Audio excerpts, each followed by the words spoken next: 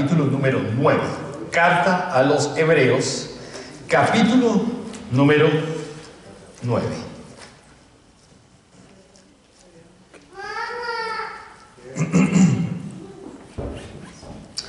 Carta a los Hebreos, capítulo número 9. El título en esta tarde de la enseñanza es: sin sangre no hay culto. Sin sangre no hay culto.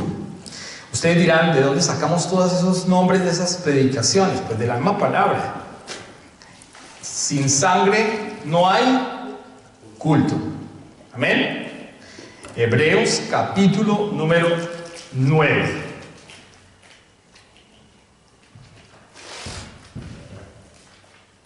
Sin sangre no hay culto.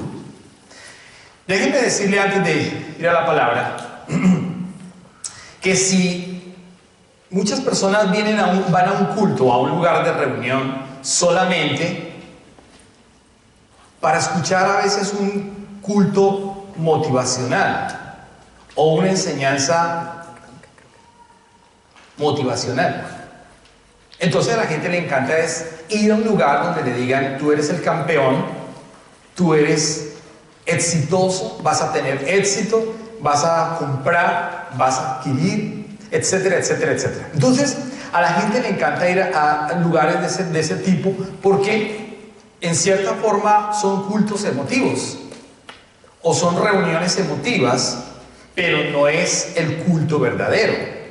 El culto verdadero tiene que tener sangre. Cada culto que nosotros hemos hecho en este lugar tiene la sangre. Si no tiene la sangre, no es culto, simplemente es una conferencia motivacional.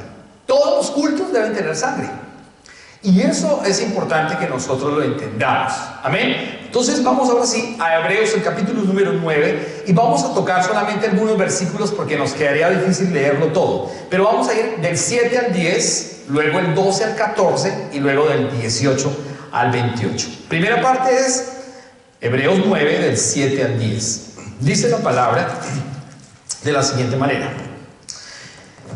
En Nueva Traducción Viviente dice: pero solo el sumo sacerdote entraba en el lugar santísimo y lo hacía una sola vez al año, y siempre ofrecía sangre por sus propios pecados y por los pecados que el pueblo cometía por ignorancia.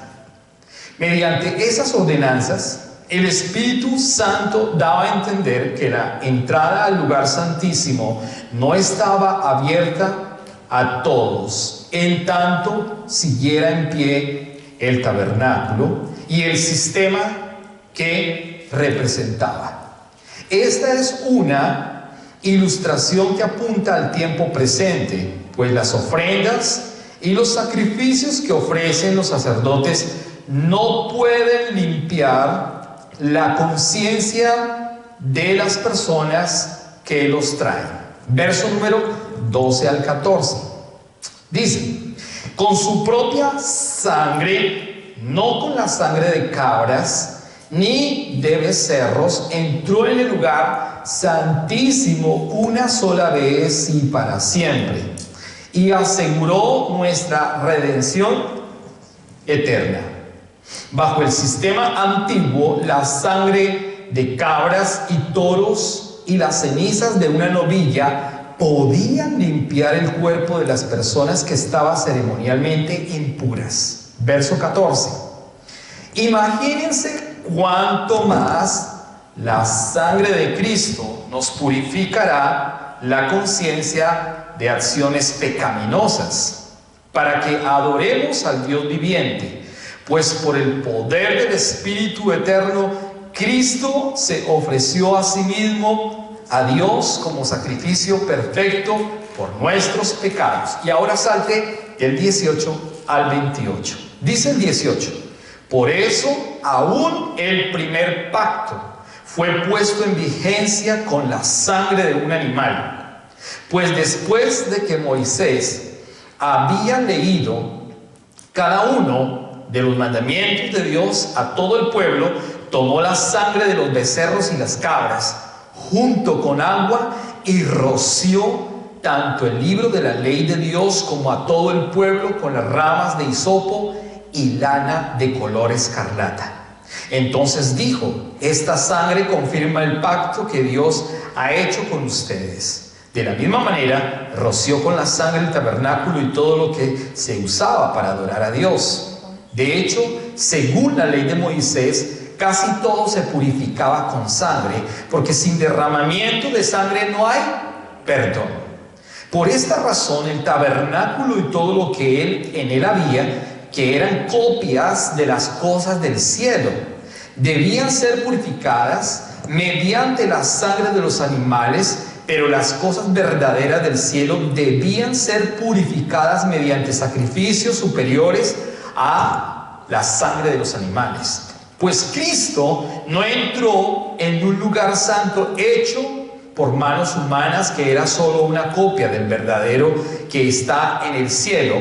Él entró en el cielo mismo para presentarse ahora delante de Dios a favor de nosotros. Y no entró en el cielo para ofrecerse a sí mismo una vez y otra vez, como lo hace el sumo sacerdote aquí en la tierra, que entra en el lugar santísimo año tras año con la sangre de un animal. Si esto hubiera sido necesario, Cristo tendría que haber sufrido la muerte una y otra vez desde el principio del mundo. Pero ahora, en el fin de los tiempos, Cristo se presentó una sola vez y para siempre para quitar el pecado mediante su propia muerte en sacrificio. Y así como cada persona está destinada a morir una sola vez y para siempre, vendrá el juicio. Así también Cristo murió en sacrificio una sola vez y para siempre, a fin de quitar los pecados de muchas personas. Cristo vendrá otra vez, no para ocuparse de nuestros pecados, sino para traer salvación a todos los que esperan con anhelo su venida. Le invito que vamos a orar para que la palabra corra en esta tarde. Padre Celestial, yo te pido que en esta tarde tu palabra nos hable. Tu palabra cumpla el propósito para lo cual fue enviada. Tu palabra no es para hacer un chiste. Tu palabra es para que produzca la vida, Señor. Yo te pido en esta tarde que tu palabra abra nuestros ojos espirituales y quite todas nuestras tinieblas, Señor. Te lo pido en el nombre de Jesús. Señor, que yo no me desvíe ni a la derecha ni a la izquierda de tu palabra, sino por el contrario, que nosotros podamos realmente abrir nuestros ojos espirituales, que nosotros realmente podamos conocerte desde tu verdadera palabra, que tengamos vida, Señor, por tu palabra. Te lo pedimos en esta tarde, en el nombre que es sobre todo nombre, en el nombre de Jesús. Amén y amén. Amén. El título una vez más es: sin sangre no hay culto. Todo culto para el Señor Jesús se necesita establecer la sangre del Cordero. El relato de Hebreos, todo el texto de Hebreos nos está hablando de una sombra de lo que había de venir, de una copia de lo que iba a suceder. Entonces, nosotros colocamos aquí el tabernáculo. Quiero que lo miren, por favor, si es tan amable, aquí a su mano derecha. Está la tipología del tabernáculo, o ese es el gráfico del tabernáculo. Es un tabernáculo que fue dada la orden por Dios a Moisés y le dijo que levantara un lugar de reunión donde él vendría a depositar su presencia. Eso era en el Antiguo Testamento, en el Antiguo Pacto. Debemos entender con claridad esto para luego entender qué representa realmente Cristo y la sangre de Cristo. Si no entendemos el tema del tabernáculo, pues a veces no podemos entender realmente qué es lo que el Señor Jesús quiso hacer o hizo realmente. En la primera parte encontramos el atrio. En la segunda parte encontramos el lugar santo. Y en la tercera parte encontramos el lugar santísimo. El lugar santo, pues obviamente que está todavía cubierto, que es la parte donde está de madera. Lo puedes ver en la pantalla, por la cámara, por favor. En la primera parte está el atrio y en el atrio se puede ver cómo entran los diferentes sacerdotes al lugar del atrio. Así los sacerdotes podían entrar todas las veces que quisiera y la gente del pueblo también podía entrar. Fuera del tabernáculo estaba todo Israel reunido. Y el sacerdote venía, cogía un animal, como ustedes pueden ver ahí están los animalitos, las ovejitas, los animalitos o los palominos, y tenía que derramarse la sangre de un animal para que el Señor perdonara los pecados de las personas. Usted diría, pero eso es tan primitivo. Sí, es primitivo, pero eso tiene un sentido. Derramar sangre de animales, ¿por qué? Ya lo vamos a ver. Así que el sacerdote está allí, derrama su sangre, derrama la sangre, mata al animal, derrama la sangre y está colocando la sangre en esas 4 puntas. Usted puede ver ahí en ese mueble, primer mueble grande, en esas 4 puntas. Allí colocaba la sangre, allí colocaba el animal y el animal era quemado. El animal era completamente quemado, la carne se comía, se quemaba, pero la sangre era derramada de alguna manera allí.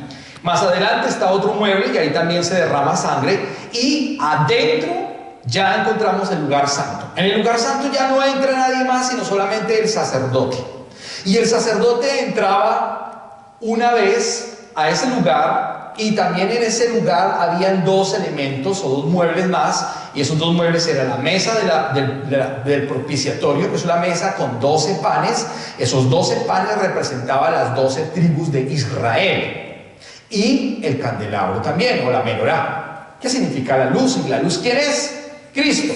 Todo esto tiene que ver con una sombra de lo que había de venir. O sea, el tabernáculo realmente viene siendo ¿quién? Cristo.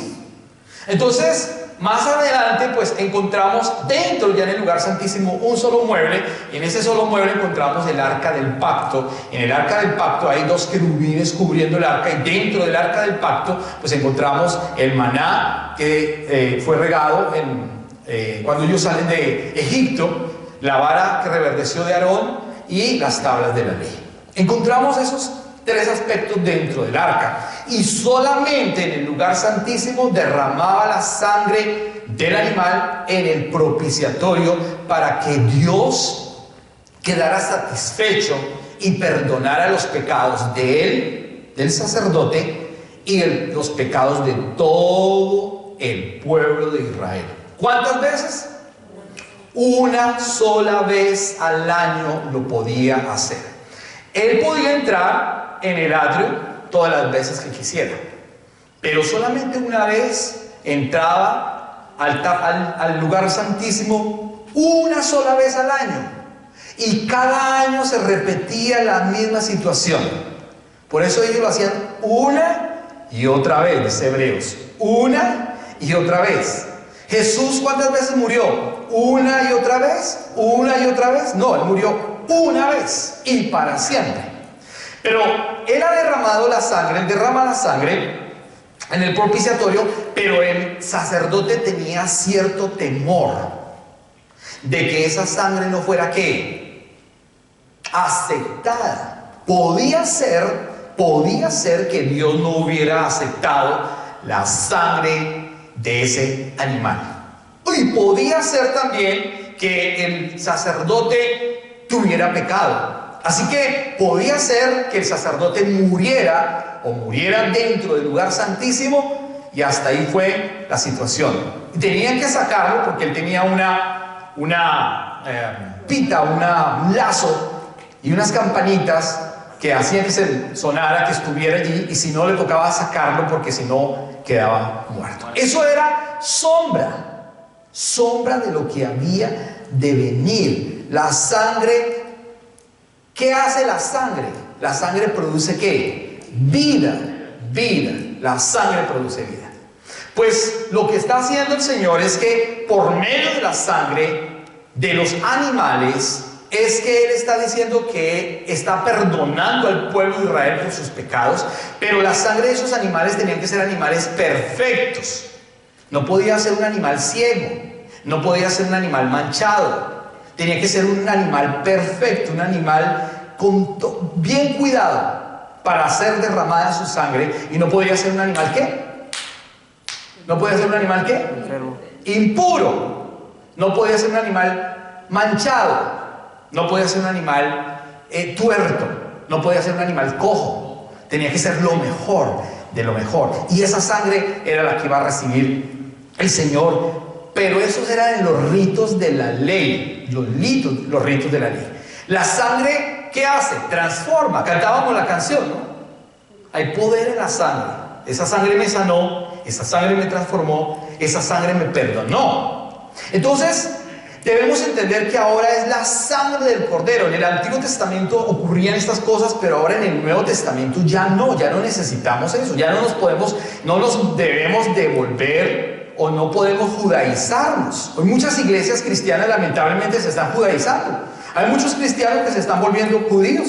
Se están poniendo la kippah, se están dejando la barba, se están bien larga, se están colocando diferentes ropajes de los judíos, y ellos están volviendo otra vez a hacer cosas de los judíos. Pero no han entendido entonces lo que Cristo hizo ¿en dónde? En la cruz del Calvario. El derramamiento de su sangre. El derramamiento de su sangre. La sangre lo que ha hecho es que limpiarnos nuestros pecados y limpiar nuestra conciencia. Hace 8 días hablábamos de la conciencia, ¿no? La conciencia. La conciencia no es solamente para saber lo bueno y para saber lo malo, sino que la conciencia es para entender que nosotros tenemos ¿qué? Vida, que estamos vivos y que necesitamos de un Salvador. De un Salvador. Así que, ¿qué es lo que produce entonces hoy la vida? La sangre del Cordero, amén. Pero ¿qué es lo que produce hoy la vida? Para nosotros, la palabra. La palabra de Dios es la que produce la vida en nuestro espíritu. La Biblia sin la sangre del Cordero simplemente es un libro común y corriente. La Biblia sin la sangre es un libro literario. La Biblia sin la sangre es un libro histórico o historicista. La Biblia sin la sangre no tiene entonces la revelación de Jesucristo. Muchas personas por eso pueden leer la Biblia, pero no tienen la sangre, lamentablemente, porque no han reconocido ¿a quién? A Jesús. Muchas personas leen la Biblia sin querer reconocer o sin reconocer a Jesús como el único Dios, como el soberano Dios, como el eterno Dios que dio su vida en la cruz del Calvario. Lamentablemente. Entonces, muchas personas no están entendiendo cuando uno lee la palabra. La palabra debe estar untada por la sangre del Cordero. Si no, se convierte en un libro una vez más histórico, de cultura judía, de cultura israelita. Entonces por eso a muchas personas les encanta leer muchísimo el Antiguo Testamento, que toda la palabra es de Dios, toda la palabra es inspirada por Dios, toda la palabra es útil, pero les encanta el Antiguo Testamento porque les encantan las historias que Dios operó en Josué, que Dios operó en Moisés, que Dios operó con fulanito, con fulanita. Entonces mucha gente dice: yo quiero ser como Josué. Otros dicen: yo quiero ser como David. Otros dicen: yo quiero ser como Jeremías. Otros dicen: yo quiero ser como Isaías. Otros dicen: yo quiero ser como Abraham, padre de la fe. Pero déjeme decirle que entonces no estamos entendiendo el Evangelio. Yo no quiero ser como ellos, porque ellos tenían ¿qué? Una sombra. Yo quiero ser un hijo de Dios, porque hoy tengo la revelación de la sangre del Cordero por su palabra. Es completamente ¿qué? Diferente. Recuerde que Dios es un Dios procesual, y que en el Antiguo Testamento está diciendo la carta a los Hebreos que antes Dios habló de muchas maneras, de muchas formas. En otro tiempo habló a los padres por los profetas, pero que hoy nos está hablando por el Hijo, por la palabra, por su sangre preciosa. Leíamos Isaías capítulo 53 al iniciar el servicio, y lo leíamos entendiendo que todo lo que Él pasó, todo lo que Él hizo, derramada su sangre, completamente a favor de ¿quién? A favor de la humanidad, a favor de los creyentes. Jesús no vino a salvar ángeles. Jesús vino a salvar hombres y mujeres, la humanidad.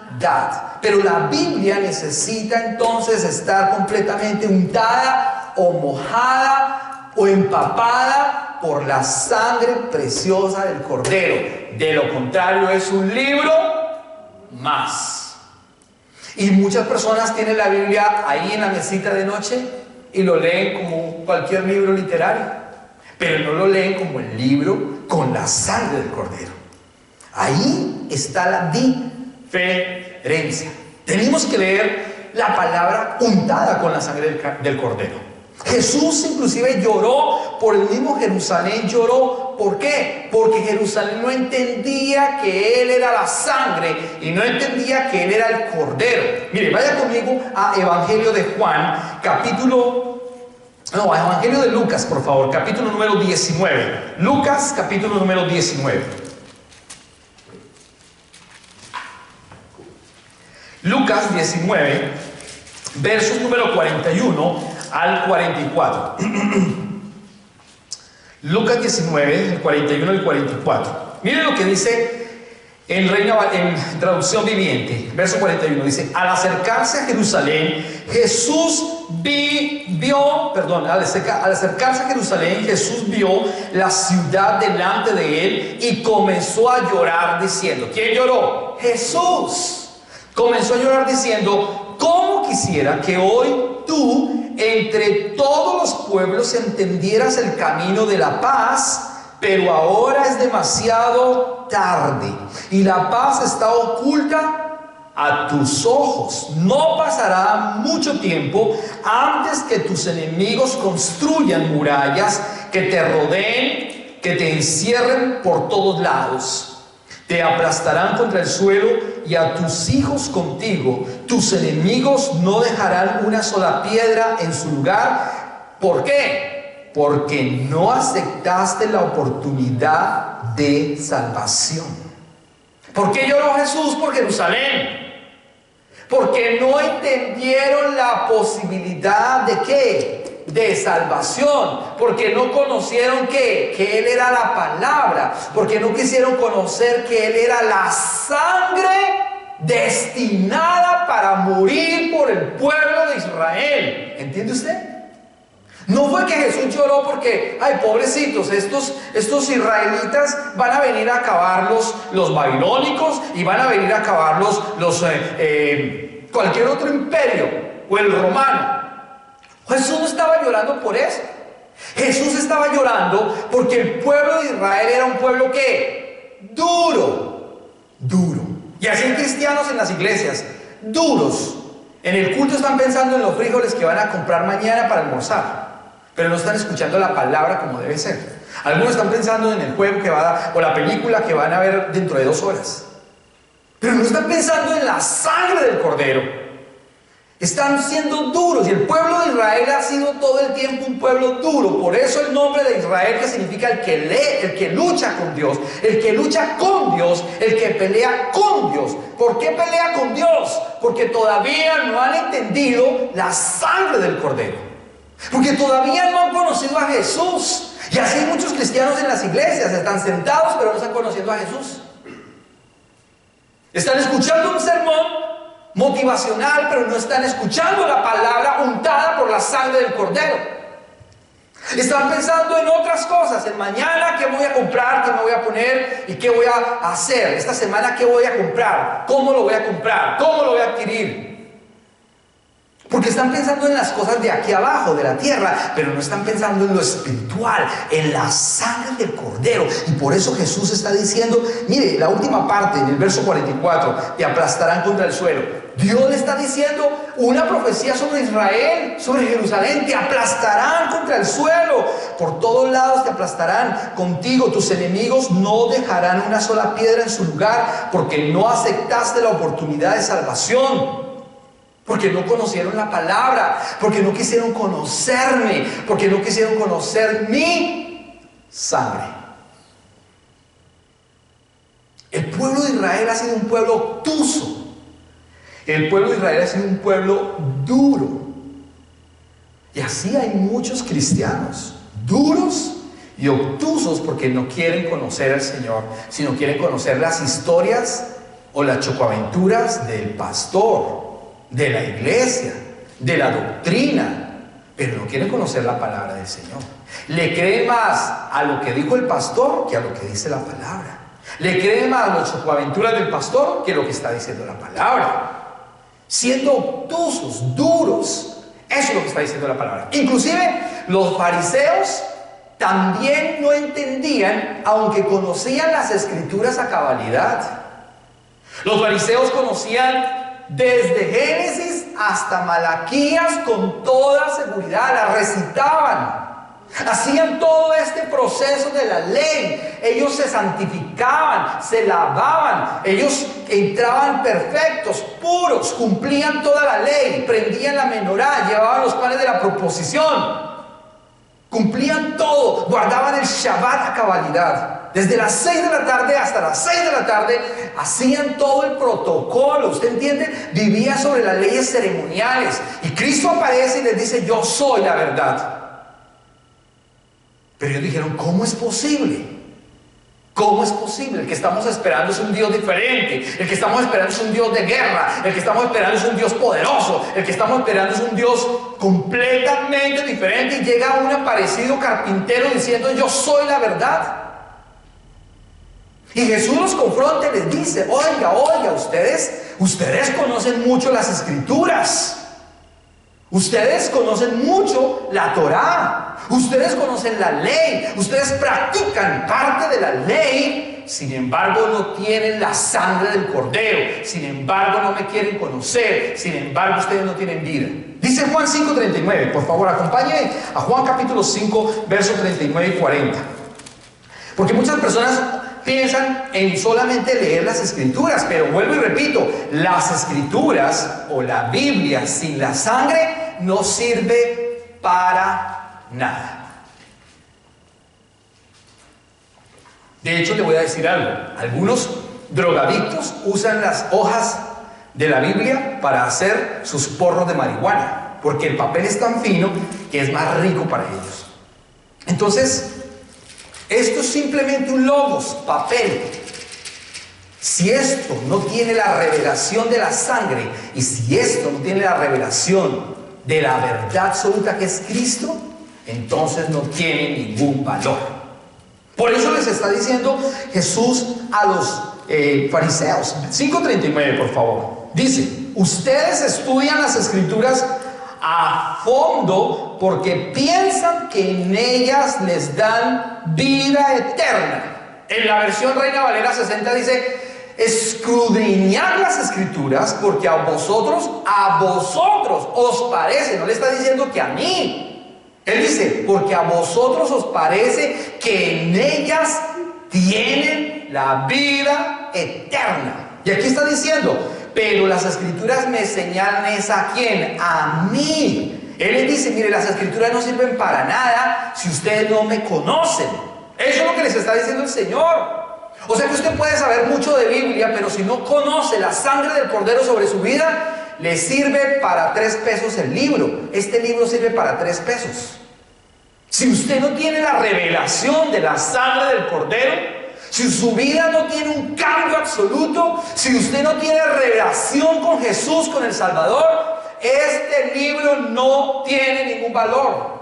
Eso es lo que les está diciendo el Señor a los fariseos. Fariseos, ustedes hacen todo bonito, ustedes han estudiado las escrituras, ustedes escudriñan las escrituras, ustedes tienen toda la ley de Moisés, pero sin embargo no quieren venir a mí. Miren lo que dice el verso número 40. El 40 cierra diciendo: sin embargo ustedes se niegan a venir a mí para recibir esa vida.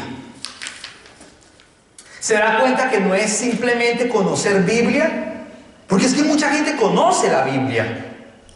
Algunos la tergiversan, no tienen la hermenéutica bíblica. Algunos se saben algún texto por ahí y lo recitan. Algunos se saben el Salmo 23 y lo hablan con elocuencia. Algunos pueden dar una enseñanza, pero no es eso, es que realmente tenga la sangre del Cordero untada en ese libro. Y si está untada en ese libro, entonces su vida y la mía cobran vida por la sangre del Cordero, porque lo estamos, ¿qué? Conociendo, dice la palabra. Ustedes no quieren venir a mí, dice el Señor, para que tengan la vida. ¿Cuántos cristianos pueden estar en una iglesia y conocer mucho, pero no quieren conocer al Señor? No quieren conocer la sangre del Cordero. Es la sangre preciosa que nos ha lavado. Es la sangre preciosa. Y cuando hablamos de la sangre preciosa, no se trata que usted diga místicamente, sangre de Cristo cúbreme. Tampoco le sirve, eso no sirve. Muchos cristianos dicen, sangre de Cristo cúbreme, cúbreme. Van a trabajar, sangre de Cristo cúbreme. Van en el carro, sangre de Cristo cúbreme. Eso no sirve porque eso es un misticismo. No es eso, no es hablar que la sangre de Cristo lo cura, sino que es conocer que Cristo es la sangre preciosa que nos lavó, que nos limpió, que nos perdonó, que nos restauró y que no hay nada más sino la sangre. Cuando leemos la palabra con la sangre del Cordero, entonces cobra vida nuestro espíritu. Porque es que hablar solamente de lo conductual, pues es fácil de alguna manera. La Biblia se usa para lo conductual. Lamentablemente en muchas iglesias se usa la Biblia para la conducta, para lo conductual, pero solamente está hablándole del alma. No tome, no fume, no robe, no sea fornicario, no sea adúltero, no sea. Y sí, la Biblia está diciendo eso, sí, pero le está hablando solamente del alma, pero no le está hablando del espíritu. O sea que la sangre del Cordero no está llegando a lo propósito que debe llegar, que es que la sangre produzca ¿qué? Vida. Cuando usted dona sangre, ¿para qué dona sangre? Para salvar otras vidas, porque la vida está ¿en dónde? En la sangre. Eso dice la palabra. Por eso el Señor prohibió comer sangre de los animales en el Antiguo Testamento. Antiguo Testamento. Hoy usted se puede comer una morcilla, porque como no entendemos el Antiguo Testamento y el Nuevo Testamento, seguimos todavía bajo ordenanzas de la ley.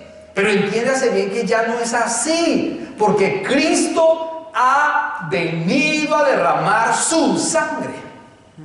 Génesis capítulo 9, por favor, acompáñeme a Génesis capítulo número 9, versos número 4 al 6. Génesis capítulo 9, versos 4 al 6. Génesis capítulo número 9, verso 4 al 6.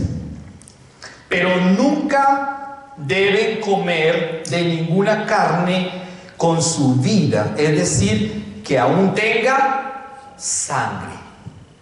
Yo exigiré la sangre de cualquiera que le quite la vida a otra persona. Si un animal salvaje mata a una persona, ese animal debe morir. Y cualquiera que asesine a otro ser humano debe morir. Si alguien quita una vida humana, la vida de esa persona también será quitada por manos humanas, pues Dios hizo a los seres humanos a su propia imagen. Entonces, ¿en dónde está la vida de los animales? En la sangre. ¿En dónde está la vida de las personas? En la sangre. Por eso en Génesis, en el Levítico, hay unas ordenanzas, 960 ordenanzas de la ley, resumidas luego en el Decálogo. Y por eso dice claramente que no comieran ¿qué? Sangre de animales. Porque si comían sangre de animales, eso era completamente sagrado y destinado única y exclusivamente ¿para quién? Para Dios en el tabernáculo. Por eso nadie podía comer sangre de animales. Era prohibido comer la sangre, porque la sangre está la vida. En la sangre está la vida. Por eso usted se alimenta bien, para que usted tenga sangre en sus venas y pueda tener vida. Si usted se deja de alimentar, el cuerpo va perdiendo vida y se muere un día. En la sangre está la vida, en la sangre.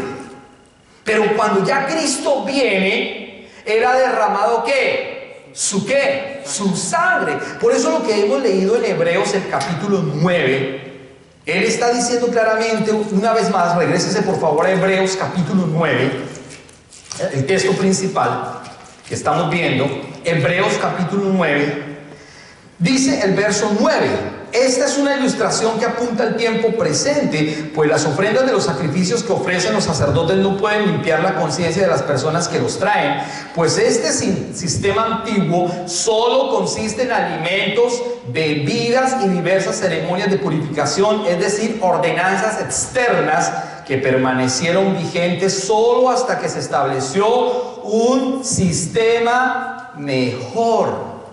¿Cuál fue el sistema mejor que se estableció? La sangre de Cristo. El sacerdote intentaba entrar una vez al año y volvía y lo repetía al otro año, y volvía y lo repetía al otro año, y volvía y lo repetía al otro año, porque la sangre de esos animales lo limpiaba solamente por un año. Y por eso el Señor prohibió comer la sangre. Pero cuando Cristo viene, dice la Biblia que ahora Él es el sumo sacerdote, el que derramó su sangre una vez. ¿Y para cuándo? Y para siempre. Cristo es el sacrificio que perfecto, único. Por Él es que tenemos la salvación. Por su sangre, dice claramente. Cristo ahora ha llegado a ser el sumo sacerdote de todas, sobre todas las cosas buenas que han venido. Entonces, cuando usamos la Biblia la podemos usar simplemente como algo conductual, no más. Pero como algo conductual, solamente le está diciendo no haga, no haga, no haga, no haga, no haga. No tome, no fume, no robe, no mate, no sea lesbiana, no sea homosexual, no sea. Claro que es verdad, claro que es verdad, claro que es verdad. No me malinterprete, claro que es verdad. Completamente de acuerdo. Conductualmente hablando, la palabra dice eso y la palabra de Dios se tiene que cumplir, porque nos está cambiando en cierta forma la conducta. Pero no es simplemente la conducta, es tener vida en el Espíritu. Porque si fuera solamente la conducta, por eso es que muchas personas van al psicólogo sin demeritar el trabajo del profesional del psicólogo.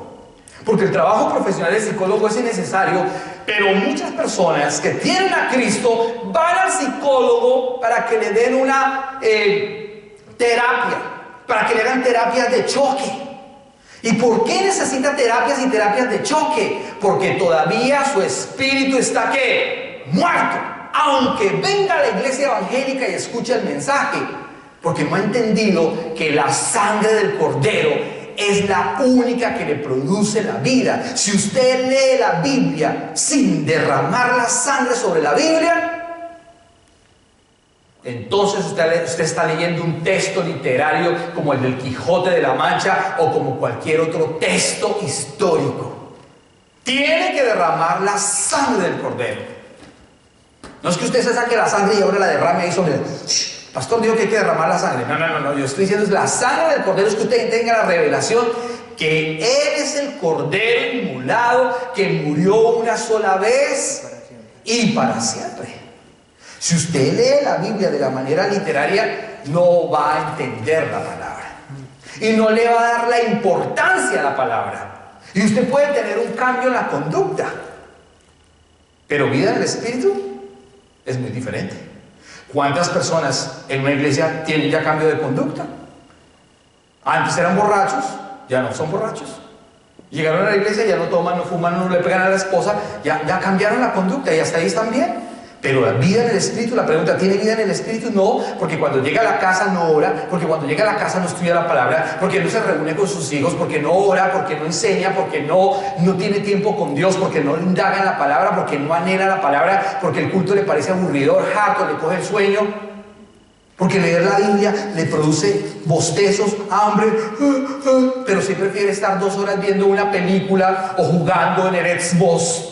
Significa que si usted tiene 2 horas en el Xbox o 1 hora en YouTube y no tiene tiempo para orar, significa que usted, aunque tenga una conducta buena y excelente, su espíritu está muerto, porque la sangre del Cordero no ha tenido revelación en su vida y en su palabra. Entiende que una cosa es leer la Biblia de una manera literaria y otra cosa es leer la Biblia con la sangre del Cordero en su vida, en su palabra. Cuando venimos al culto, el culto, todo culto debe tener, todo culto cristiano debe tener la sangre del Cordero. Porque si entonces en ese culto no se habla de la sangre, no se predica de Jesús, entonces es una conferencia que te da ánimo, pero no que te está dando ¿qué? La vida en el Espíritu.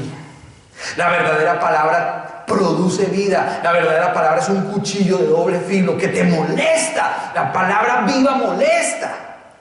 Porque la palabra que no es viva pues te está diciendo: descubre el campeón que era en ti, tú eres el campeón, todos somos exitosos. ¿Cuántos lo creen? 5 principios para ser prósperos, 5 principios para ser maravillosos hermanos, 5 principios para tener un hogar lindo y eficaz. Y todo eso le encanta a las personas, porque le están tratando ¿qué? El alma. Porque le están manipulando ¿qué? El alma. Y uno sale gozoso y dice: ¡ay, qué palabra tan poderosa! No, el pastor habló de la familia, mi esposo como me ama. No, mis hijos son una bendición. Y hablan así, porque le están hablando ¿qué? Al alma. Pero cuando se le habla del Espíritu, mírenlo, Jesús nunca dijo 5 principios. ¿Cuándo Jesús predicó 5 principios para tener una familia eficaz? Yo le hago la pregunta nomás, por pura lógica. Por pura lógica, ¿cuándo usted encuentra en la Biblia un sermón en Lucas, Mateo, Marcos, Juan, de Jesús que diga 5 principios para tener una familia linda? ¿Dónde dice eso? Jesús nunca dijo eso. 5 formas para ser un hombre exitoso. ¿Dónde dice eso? ¿Jesús predicó eso? 5 maneras para ser una mujer virtuosa. Ay, es que Proverbios 31 lo dice su merced. Proverbios 31 habla de la iglesia, de la novia, de la esposa del Cordero. No habla de su merced, no habla de usted. ¿Entiende usted cómo podemos tergiversar la Biblia y cambiar la hermenéutica bíblica por lo que es la verdad? ¿O la verdad por la mentira? En otras palabras, porque hemos cambiado los valores. Cada enseñanza debe tener la pincelada de la sangre del Cordero en nuestro espíritu, en su palabra. Eso es.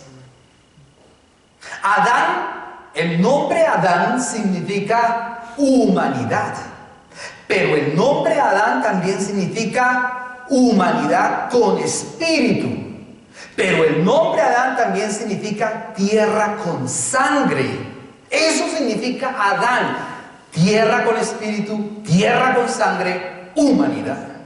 Eso significa Adán. Eso significa, desde un comienzo el Señor estableció que la sangre del Cordero iba a venir sobre la humanidad con sangre, porque la sangre es sagrada. La sangre es completamente sagrada. La sangre es espiritual.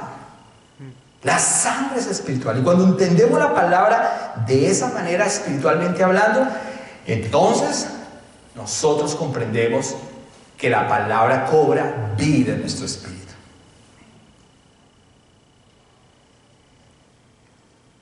El sacerdote entraba una vez entonces al lugar santísimo, una vez al año, y derramaba la sangre del animal. Tenía cierto temor, porque donde hubiera sido rechazada, posiblemente él hubiera morido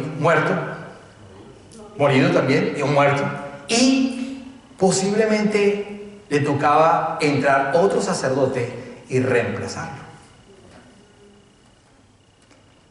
Ya no necesitamos unos sacerdotes, porque ahora en Cristo nosotros somos hijos de Dios que podemos entrar confiadamente ante el trono de la gracia. Cristo Jesús entendía y tenía con toda seguridad que Él era el verdadero sacerdote, el único sacerdote, el que iba a derramar su sangre. Mire, los sacerdotes entraban con temor. ante el lugar santísimo, con cierto temor. Jesús no entró con temor. Por el contrario, Jesús entró con seguridad, con certeza. Jesús le dijo a Judas: haz pronto lo que tienes que hacer. Jesús le dijo a Judas: haz pronto lo que tienes que hacer. Miren lo que dice Lucas capítulo número 23, por favor. Lucas capítulo 23, verso 28, por favor. Lucas 23, 28.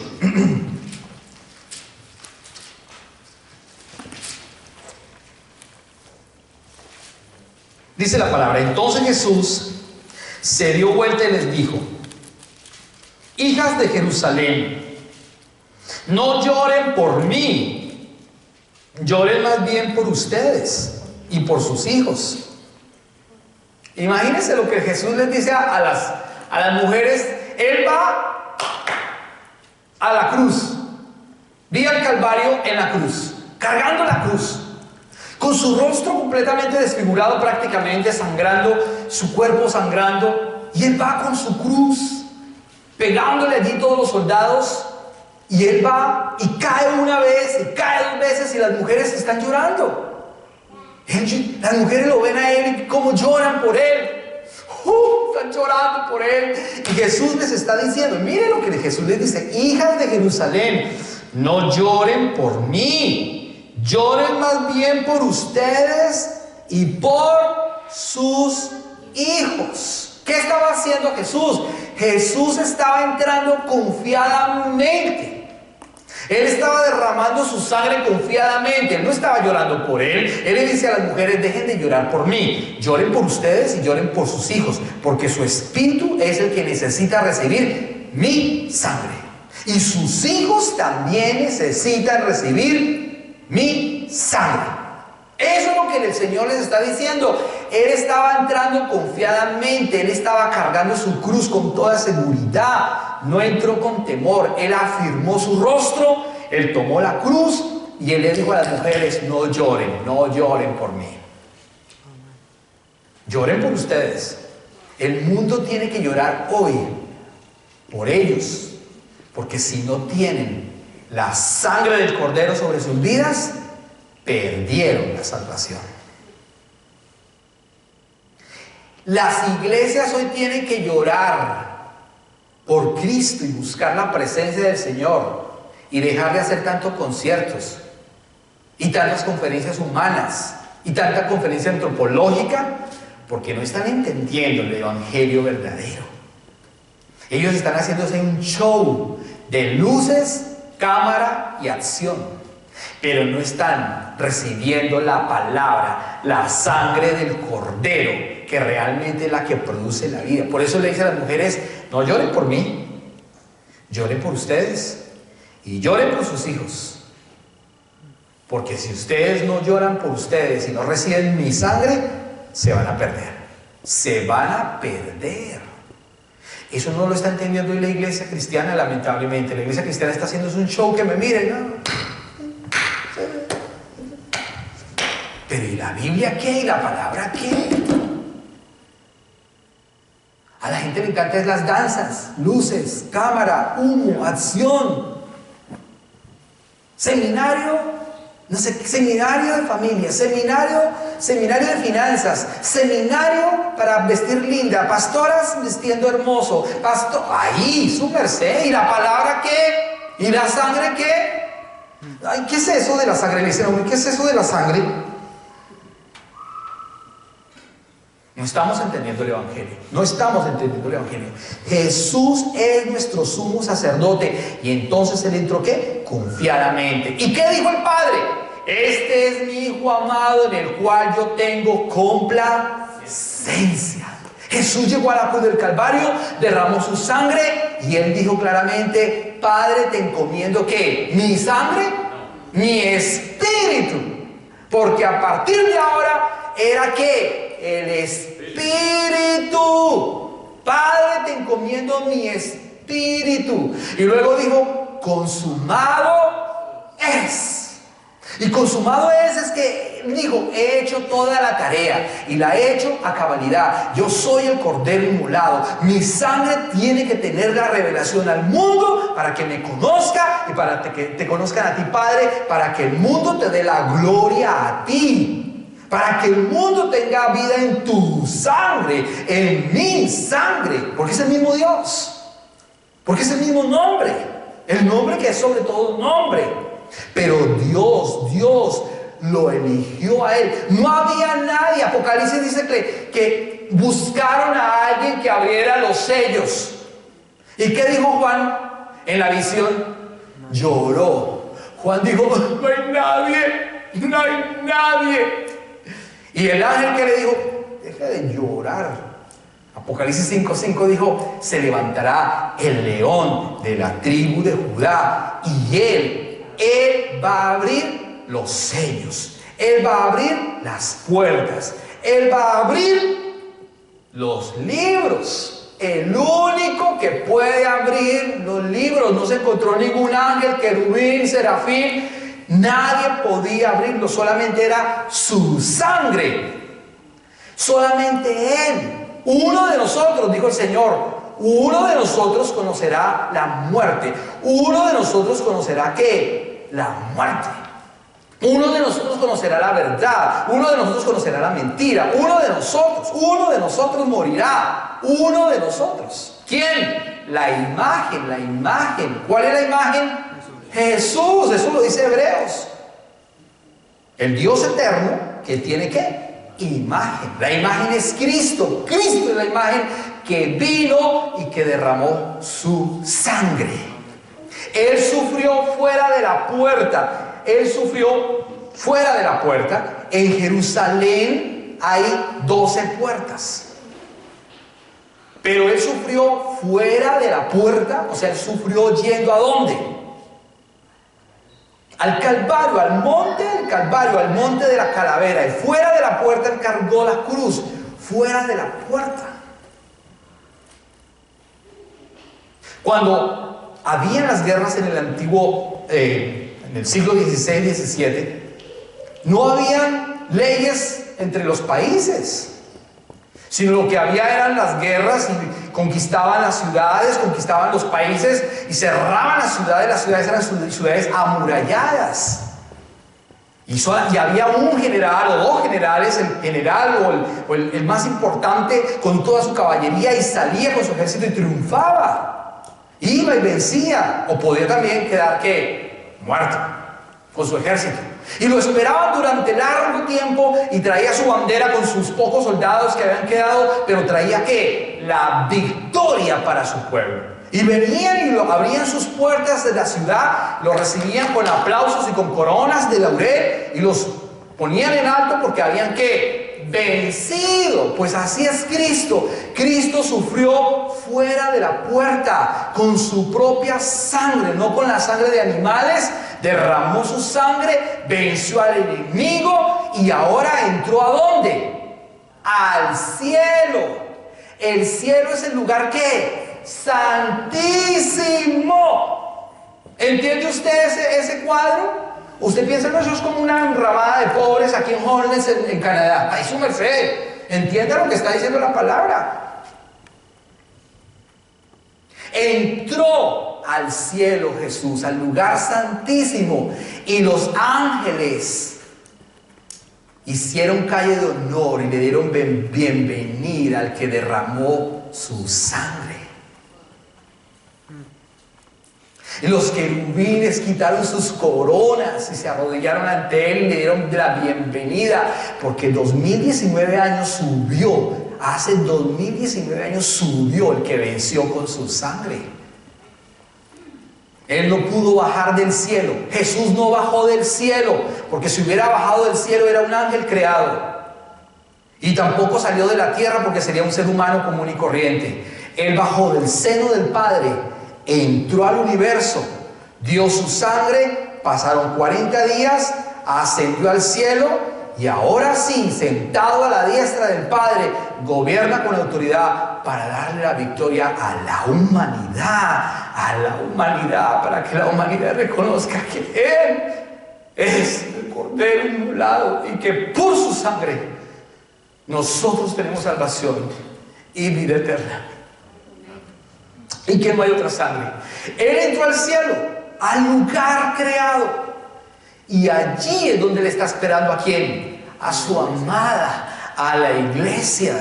Por eso dijo: y a su esposa se le ha concedido que se vista de lino fino. La palabra, con sangre. Si es palabra sin sangre, no está vestida de lino fino, es una ramera. Dice la Biblia que aquella que no es la novia es ramera, es prostituta. La iglesia que no se predica el evangelio verdadero es prostituta, que se viste con un vestido que no es el verdadero. Pero la iglesia que se viste con la palabra con sangre es la iglesia santa, pura y sin mancha. Y a su esposa, la iglesia, se le ha concedido que se vista de lino fino, lino limpio y resplandeciente. ¿Para qué? Para recibir al Rey, al que dio su propia sangre. Al que dio su propia sangre. ¿Cómo no entender entonces que Él es el único y verdadero Salvador? Concluyo con Juan, Evangelio de Juan, capítulo número 6. Evangelio de Juan, capítulo número 6, verso 48 al 57. Evangelio de Juan, capítulo número 6, verso 48 al 57. Dice la palabra: si yo soy el pan de vida, sus antepasados comieron maná en el desierto, pero todos murieron. Sin embargo, el que coma el pan del cielo nunca morirá. Yo soy el pan vivo que descendió del cielo. Todo el que coma de este pan vivirá para siempre, y este pan que ofreceré para que el mundo viva es que mi carne. Entonces la gente comenzó a discutir entre sí sobre lo que él quería decir. ¿Cómo puede este hombre darnos de comer de su carne?, se preguntaban. Por eso Jesús volvió a decir: les digo la verdad, a menos que coman la carne del Hijo del Hombre y beban su sangre, ¿se da cuenta? ¿Y beban qué? Su sangre, no podrán tener vida eterna en ustedes. Pero todo el que coma mi carne y beba mi sangre tendrá vida eterna, y yo lo resucitaré en el día final. Pues mi carne es verdadera comida y mi sangre es verdadera bebida. Todo el que come mi carne y bebe mi sangre permanece en mí y yo en él. Yo vivo gracias al Padre viviente que me envió.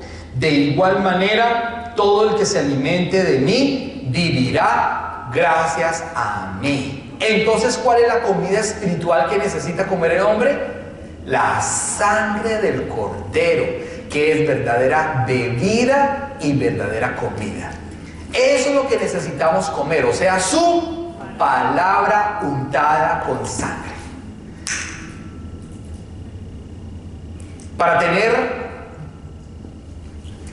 alimento en el cuerpo, pues comemos las acelgas y los nutrientes que necesitamos cada día. Para tener el alma satisfecha, estudia, se prepara, lee y tiene su esposa, sus hijos. Esas son las emociones. Pero para tener vida en el espíritu, tiene que comer la carne y la sangre del Cordero, que es su palabra untada con sangre. No puede tener solamente una conducta linda, porque con la conducta linda no entrará al cielo. Es con la sangre preciosa del Cordero que nosotros tenemos entrada del cielo, y con esa sangre conocemos, leemos y vivimos su palabra. Le invito a que se ponga de pie en esta tarde y pueda decirle al Señor: Padre, gracias porque tu sangre preciosa me lavó, me perdonó. Tu sangre preciosa realmente es una bebida preciosa y es comida preciosa, tu cuerpo, tu palabra. Perdónanos, Señor. Dile en esta tarde al Señor: perdónanos, Padre, si en muchas ocasiones he leído tu palabra como cualquier otro libro. Perdóname, Señor, si he hecho ritos del Antiguo Testamento todavía. Perdóname si todavía estoy pensando en profecías del Antiguo Testamento. Perdóname si todavía estoy haciendo promesas y cosas del Antiguo Testamento. Perdóname si todavía te estoy pidiendo señales del Antiguo Testamento. A veces queremos ver que es tu voluntad ciertas cosas y le decimos al Señor: Padre, si llueve mañana es porque es tu voluntad, o si sale el sol es porque no es tu voluntad, o si cae nieve mañana a las 6 de la mañana es porque es tu voluntad de tal cosa. Pues déjeme decirle que estamos siendo como los del Antiguo Testamento, viviendo bajo las señales del Antiguo Testamento, cuando la Biblia dice que eso es sombra de lo que había de venir, porque ahora Cristo ya vino, y si Cristo vino, yo ya no necesito las profecías del Antiguo Testamento. Sí las necesito para conocer al Cordero, que es diferente, pero yo no necesito hacer las cosas del Antiguo Testamento, porque ahora tengo la verdad, que es Cristo. Tengo su sangre que me limpia, tengo su sangre que me lava, tengo su sangre que me ha perdonado. Padre, gracias por tu sangre. Tu sangre me lavó, tu sangre me limpió, tu sangre me perdonó, Señor. Hoy puedo entrar confiadamente, porque tú lo hiciste primero con tu sangre. Fuiste el sumo sacerdote que entró una sola vez y para siempre. Y es por tu sangre que yo tengo redención. Es por tu sangre que esta iglesia tiene redención. No es por las obras que nosotros hagamos. No es por las obras que haga el pastor, sino es por lo que tú hiciste en la cruz. Dígale al Señor en esta tarde: Padre, yo me arrepiento de todos mis pecados, mis faltas. No he leído la palabra como debe ser. La he leído con mis ojos físicos, mas no con mis ojos espirituales. Señor, a partir de hoy quiero conocerte, Padre amado, por tu palabra, pero untada con tu sangre. Rendir el culto con tu sangre. Saber que la sangre preciosa del Cordero es la única que nos limpia y la que nos da la entrada al cielo, a un tabernáculo que no fue hecho por manos de hombres, sino a un tabernáculo celestial donde entró el Hijo Jesucristo. Señor, gracias, gracias, gracias, Señor, por lo que tú hiciste en la cruz del Calvario por nosotros, por ti mismo, por tu nombre. Gracias, Señor. Hoy somos más que vencedores. Hoy somos victoriosos en tu nombre. Y por tu sangre tenemos redención. Y por tu sangre podemos entrar confiadamente ante el trono de la gracia. Aunque hayan problemas en la conducta, aunque hayan problemas todavía en la conducta, Señor, yo puedo entrar confiadamente ante el trono de la gracia. Confiadamente por tu sangre. No es por lo que yo haga o deje de hacer. Es por lo que tú hiciste con tu sangre. Porque tú entraste victorioso al cielo. Los ángeles, los querubines, los serafines te dieron la bienvenida al tercer cielo. Las coronas de ellos fueron quitadas. Quitaron sus coronas. Se inclinaron cuando entró el Santo. Se inclinaron cuando entró el Salvador. Se inclinaron cuando entró Cristo, el Mesías, el Eterno, el Hijo de Dios. Porque su sangre nos limpió y rescató a toda la humanidad que quiera entrar y que quiera reconocer su sangre. Y si los ángeles lo hicieron, nosotros también lo hacemos. Y nosotros también nos humillamos. Y nosotros también creemos en esa preciosa sangre que me sanó, que me perdonó, que me justificó y que me hizo un hijo suyo. Gracias, Señor. Gracias, papito, porque puedo entrar confiadamente al trono de la gracia y darte a ti toda la gloria, toda la honra, toda la alabanza, todo el poder. Es tu sangre preciosa, es tu sangre preciosa que me lavó, es tu sangre preciosa que me perdonó, es tu sangre preciosa que me justificó, es tu sangre preciosa que hizo expiación de mis pecados. Es tu sangre, Señor. Gracias, Señor del cielo. Gracias en esta tarde por todo tu amor. Gracias porque hoy tengo el conocimiento de la verdad. Gracias porque hoy leo tu palabra desde tu sangre. Gracias porque hoy leo la palabra y hoy vivo tu palabra desde tu sangre. Gracias porque hoy puedo rendir el culto con tu sangre, Señor. Y me presento ante el Padre con tu sangre, no con mi experiencia, no con mi conocimiento. Es con tu sangre, Señor. Gracias en esta tarde. Gracias una vez más por todo tu amor. Y gracias por la victoria que nos has dado por tu hermosa sangre. Gracias, Jesús, en esta tarde. En el nombre que es sobre todo nombre. En el nombre de Jesús. Amén. Y amén. Démosle un aplauso.